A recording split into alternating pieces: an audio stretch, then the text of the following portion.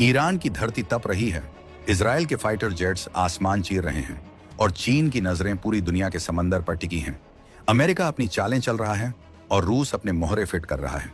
पूरी दुनिया को लग रहा है कि खेल सिर्फ बारूद और मिसाइलों का है।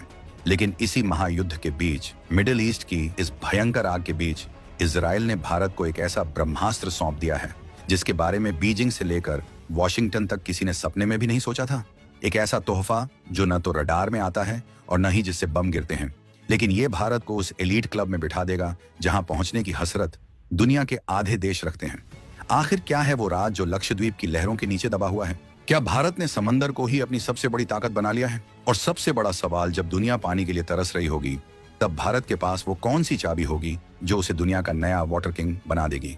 ईरान और इजराइल के बीच तनाव चरम पर है, लेकिन इसी शोर शराबे के बीच एक बहुत ही खामोश और बेहद ताकतवर डील ने हकीकत का रूप ले लिया है। इजराइल, जो टेक्नोलॉजी का गॉडफादर माना जाता है, उसने भारत को समंदर की वो ताकत दे दी है जो आने वाले समय में गेम चेंजर साबित होने वाली है। हम बात कर रहे हैं खारे पानी को अमृत बनाने की कला की। ये सिर्फ पानी नहीं है, ये भारत की वो एनर्जी इंडिपेंडेंस है जो हमें खाड़ी देशों के तेल के चंगुल से आजाद कर देगी।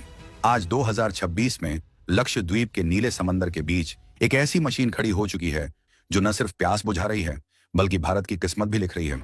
ये भारत का पहला ओशन थर्मल एनर्जी कन्वर्जन यानी ओटेक आधारित डीसेलिनेशन प्लांट है। ये नाम सुनने में जितना टेक्निकल है, इसका असर उतना ही देसी और धमाकेदार है। भारत अब वो करने जा रहा है जो अब तक नामुमकिन लगता था, समंदर के खारे पानी से बिजली बनाना और उसी पानी को फिल्टर करके घर घर तक पहुंचाना। अब जरा पीछे मुड़कर देखिए, साल 2017 की वो तस्वीरें याद हैं? इजराइल का ओल्गा बीच, जहां प्रधानमंत्री नरेंद्र मोदी और बेंजामिन नेतन्याहू समंदर के किनारे नंगे पैर टहल रहे थे। उस वक्त दुनिया को लगा था कि ये बस एक दोस्ती वाली मुलाकात है, लेकिन असल में उस दिन एक बहुत बड़े बदलाव की नींव रखी गई थी। उस बीच पर एक खास गाड़ी खड़ी थी, जीएल वाटर टेक्नोलॉजीज का एक चलता फिरता प्लांट।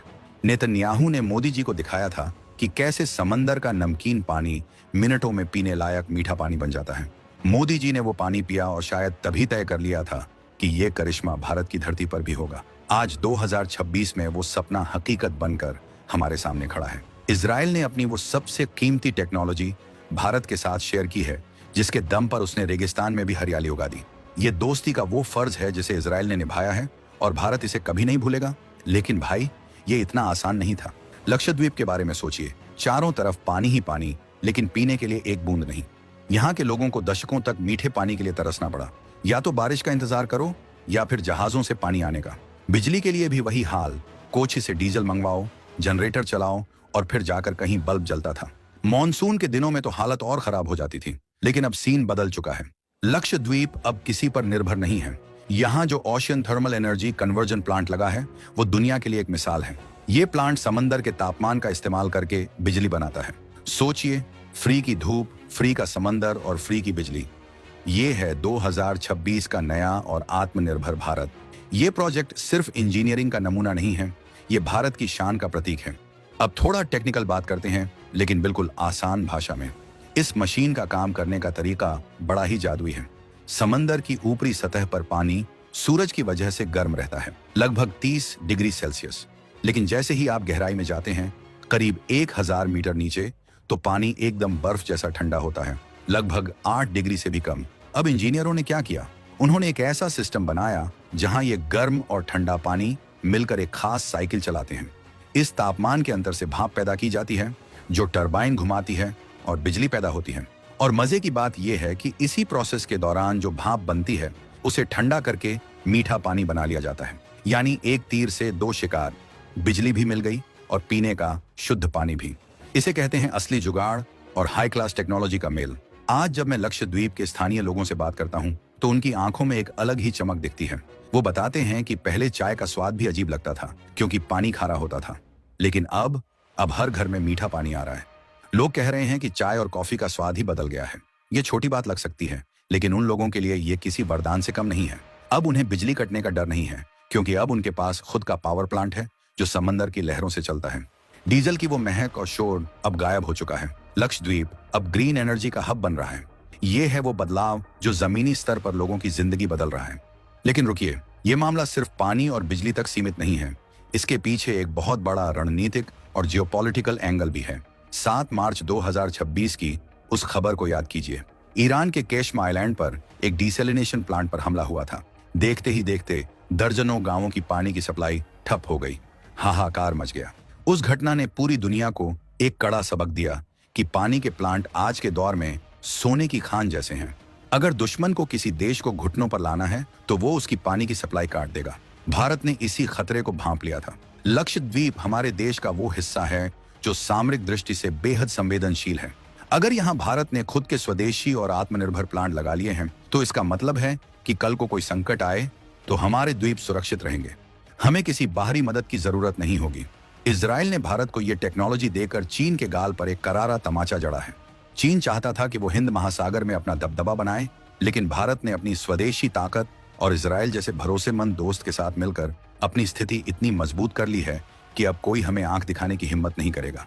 हम सिर्फ तकनीक सीख नहीं रहे हैं, बल्कि अब हम इसे अपने हिसाब से कस्टमाइज कर रहे हैं। भारत अब दुनिया का वो सेंटर बन गया है जहां से दूसरे छोटे आइलैंड वाले देश ये तकनीक मांगने आ रहे हैं। मालदीव हो या मॉरिशस, सब भारत की तरफ देख रहे हैं। हम अब सिर्फ लेने वाले नहीं, बल्कि दुनिया को देने वाले बन गए हैं। ये है वो एलीट क्लब जिसमें भारत की एंट्री हो चुकी है। आज जब पूरी दुनिया पश्चिम एशिया के युद्ध और तेल संकट की वजह से कांप रही है, तब भारत के प्रधानमंत्री का आत्मनिर्भरता वाला विजन सुरक्षा कवच बनकर सामने आ रहा है। राज्यसभा में मोदी जी ने कहा था कि हमें हर हाल में आत्मनिर्भर होना होगा, और आज लक्षद्वीप का ये प्लांट उस बयान की सबसे बड़ी गवाही दे रहा है। तेल महंगा हो या बंद हो जाए, भारत के पास अब अपनी खुद की एनर्जी बनाने का तरीका है। ये प्रोजेक्ट पर्यावरण के लिए भी वरदान है, क्योंकि इसमें कोई कार्बन उत्सर्जन नहीं होता, कोई प्रदूषण नहीं, बस शुद्ध हवा और शुद्ध पानी। हम अपनी आने वाली पीढ़ियों को एक साफ सुथरा भारत सौंपने की तैयारी कर रहे हैं। इस पूरी कहानी में एक और दिलचस्प मोड़ है। भारत की इस कामयाबी से सबसे ज्यादा मिर्ची किसको लगी होगी? जाहिर है उन ताकतों को जो भारत को हमेशा पिछड़ा हुआ देखना चाहती थी, जो सोचती थी कि भारत हमेशा पुरानी टेक्नोलॉजी पर ही निर्भर रहेगा। लेकिन 2026 का भारत अलग है। यहाँ का युवा, यहाँ के वैज्ञानिक और यहाँ की सरकार रिस्क लेना जानती है। ओशन थर्मल एनर्जी का ये मॉडल दुनिया के लिए एक केस स्टडी बन गया है। इजराइल ने तो हमें रास्ता दिखाया, लेकिन उस रास्ते पर दौड़ना और अपनी मंजिल तक पहुंचना, ये पूरी तरह से भारतीय टैलेंट का कमाल है। केंद्रीय मंत्री जितेंद्र सिंह ने भी साफ कर दिया है कि अब बिजली कटौती जैसे शब्द लक्षद्वीप की डिक्शनरी से बाहर हो जाएंगे। अब आप खुद सोचिए, जिस देश के पास 7,500 किलोमीटर से ज्यादा लंबी कोस्ट लाइन हो, अगर वो समंदर के पानी को अपनी ताकत बना ले तो उसे दुनिया की कोई भी ताकत कैसे रोक सकती है? ये तो बस शुरुआत है। लक्षद्वीप में जो हुआ वो अब अंडमान निकोबार और भारत के अन्य तटीय इलाकों में भी होने जा रहा है। भारत का मिशन है कि हर भारतीय को साफ पानी मिले और बिजली की कमी कभी ना हो। इजराइल की वो छोटी सी शुरुआत आज एक विशाल वटवृक्ष बन चुकी है। ये भारत इजराइल की दोस्ती का वो सुनहरा अध्याय है जिसे इतिहास के पन्नों में सुनहरे अक्षरों से लिखा जाएगा। दोस्तों, ये कोई मामूली खबर नहीं है। ये भारत के सुपर पावर बनने की दिशा में एक बहुत बड़ा कदम है। हम अक्सर मिसाइलों और स्पेस मिशन की बात करते हैं, लेकिन पानी और बिजली जैसे बुनियादी मुद्दों पर इतनी बड़ी जीत हासिल करना असल मायने में देश को मजबूत बनाना है। भारत अब उस मुकाम पर है जहां वो अपनी समस्याओं का समाधान खुद ढूंढ रहा है। इजराइल का यह तोहफा भारत के लिए गेम चेंजर है। समंदर की लहरें अब भारत की गुलामी करेंगी और हमें वो ऊर्जा देंगी जो हमें सबसे आगे ले जाएगी। गर्व कीजिए कि हम उस दौर में जी रहे हैं जहां भारत अपनी शर्तों पर दुनिया चला रहा है। लेकिन क्या आपको लगता है कि सिर्फ टेक्नोलॉजी से ही हम सुरक्षित हो जाएंगे, या फिर हमें अपनी समुद्री सीमाओं पर कुछ और भी बढ़ा करने की जरूरत है? क्या ये ओशियन थर्मल एनर्जी आने वाले वक्त में पेट्रोल और डीजल को पूरी तरह खत्म कर पाएगी? ये सवाल आज हर हिंदुस्तानी के जहन में होना चाहिए, क्योंकि जब तक हम सवाल नहीं पूछेंगे तब तक हम सुधार नहीं करेंगे।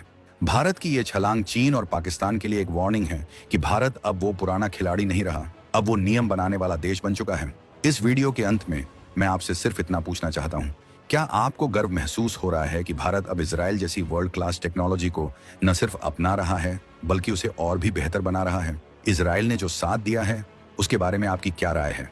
कमेंट्स में अपनी राय जरूर दीजिए। आपकी एक एक राय हमारे लिए बहुत मायने रखती है। इस वीडियो को इतना शेयर कीजिए कि हर भारतीय को पता चले कि लक्षद्वीप में क्या बड़ा धमाका हुआ है। देश की ताकत और आत्मनिर्भरता की ये कहानी हर घर तक पहुंचनी चाहिए।